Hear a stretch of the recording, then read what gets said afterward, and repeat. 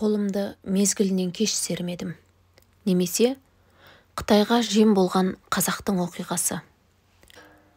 Бұл 90-ш жылдары Қытай бизнесмен айналысқан бір бизнесменнің өмірінде болған оқиғасы. Міндетті түрде тыңдаңыздар, өте бір ой саларлық, тәжірибе аларлық оқиға. Асқар досымның үйінде шай ішіп отырмыз.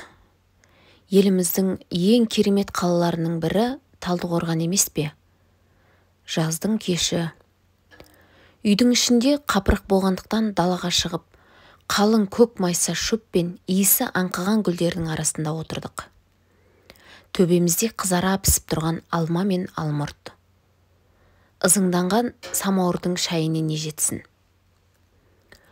Қолдың майы, жаңа ғана пісірілген ыстық нан, қою кілегей. Рахат. Әңгімеден әңгіме өрбіп, досым өткен өмірін айта бастады. Қираған 90-ш жылдар. Бірдеңе қылып күн көріс керек. Жігіттермен қосылып, алып сатумен айналысатын болдық. Сол кезде алғашқы болып Қытаймен қарым-қатынасты жасай бастаған біз едік. Жинап тергенімізді қосып, сол жаққа бет бұрдық.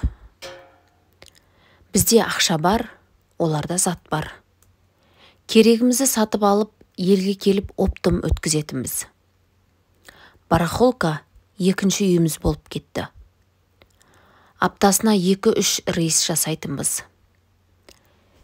Телевизор, спутникті антенна, жиһаз, арақ, шарап, қысқасы не керек, бәрін вагон-вагонмен алып келе бастадық. Ол заманды білсеңіз, барлығын бандиттер реттейтін. Рыжий, черный деген сияқты. Солардың біреуінің қол астында жүрдік. Ақша көбейді. Сол жылдарда Қытайға барсаң қалтаңда $1000 болса, бәр алдыңда құрдай жорғалайтын. Моншасын жағып, арағыңды құйып, арқаңды ұқалап, әй не істемедік десеңші. Оларды адам құрлы көрмедік қой. Тырнаққа дейін алғызып, қалғанын былай қойғанда. Ол жақта Вася деген қытайым бар еді. Ол аттарын солай бізге лайықтап қоятын. Сол Васяма звондап бара беретінмін. Әрине, біз барғанша бүкіл товарды дайындап қоятын. Жүкті тиеп болғансың міндетті түрде 1 сутка демалатынбыз. Вася менің жекеменшігім сияқты еді деп, досым жымия күрсіне күлді. Алдындағы кесеге шай құйып, маған берген соң әңгімесін жалғастырды. Сонымен не керек? Ақша жетеді. Той, думан, машина, пәтер алып, талай жаққа бардық қой. Турция дейсің бе, Гоа дейсің бе, Дубай ма, бәрін көрдік қой. Қасымызда қыздар, жолдас естіп қалмасын деп, досым даусын ақырындатты.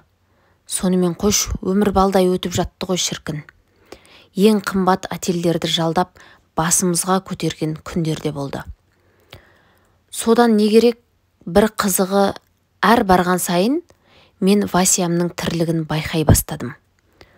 Алғашында жыртық жамау киім киіп, бейшара болып жүруші еді.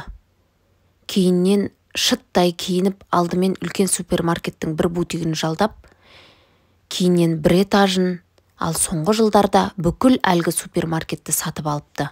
Сұмырай. Киім тігетін фабрикасы, телевизор жинайтын цех ашып алыпты. Не керек дейсің, бәрі бар. Samsung керек десең, алдыңдағы телевизордың жазуын қолма-қол алып тастап, тартпадан Samsung деген жазуды алып шаптай салатын. Досым үндемей қалды. Сонымен, ар жағы не болды? Деп сұрадым шыдамай. Досым шайын бір ұрттады да күрсінді. Не болушы еді? Соңғы жылдары Васямыз бізді менсінбейтін болды. Кабинетіне кіруге шамамыз келмей қалды. $1 миллион ғана товар дайындайтын болды. бізді адам құрлы көрмейтін болды. Бірде сыртта кездесіп қалдық. Амандасқан соң, әңгіме бастайын дегенде ол мені тоқтатты да: босқа әңгіме соғатын уақыт жоқ менде, кешір. Қажетіңді мыналар алып жеткізіп береді. Монша анау-мынау дегендері де осыларға айтасың. Менің астымда қазір 5000 адам жұмыс жасайды. Сенімен жұмыс істеу маған қызық емес. Баяғыдан осы табарларды өздерің шығаратын жөндерің бар еді ғой. Салпаңдамай осы жаққа деп, қарқылдап күлді де кете барды. Ай, ішімнің күйген ай сонда. Қылқындырып тастауға дайын едім. Бірақ кейін ойлансам, оныкі дұрыс екен. Тепеңдеп алып сатып жүріп, қанша таптық дейсің сол кезде. Бәрі ішкен жегенмен кетті.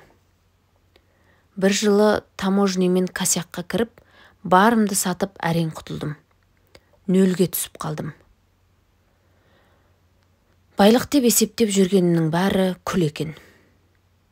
Айдағаным 5 ешкі, ысқырығым жер жарыпты. Алдым да саттым, барымды елден шығардым, не таптым осыдан.